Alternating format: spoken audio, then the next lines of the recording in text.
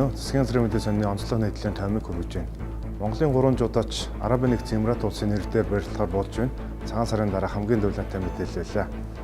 Эмиратын тал өнгөрсөн оны 12 дугаар сард манайд албан ёсны саналаа тавьсан бөгөөд тамирчид гэр бүл багш тасалжуулагч нартайгаа зөвлөсний эцэст саналыг хүлээж авахар болсон тухай их сурвалжууд мэдээлжээ. Улс өнгөрсөн Риогийн Олимпиос 1 хүрэл медаль өртсөн. Тэрхүү медалийг нь Молдовын легионер жудаач Сержио Тома авчирсан юм а. Харин одоо Монголын 3 жудаач нэр дээр нь барилдахаар бол Эмиратын жудогийн баг тун хүчрэг болох дүр зураг харагдаж байна.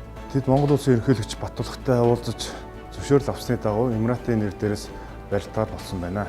Хэрвээ асуудал хурдан шийдэгдвэл эх 3 дугаар сараас Арабын нэгдсэн Эмират улсын иргэн болох юм а. Та бүхэн нийтлийн дэлгэрэнгүй манай сони лав гарагийн дугаараас хүлээн авч уншаарай.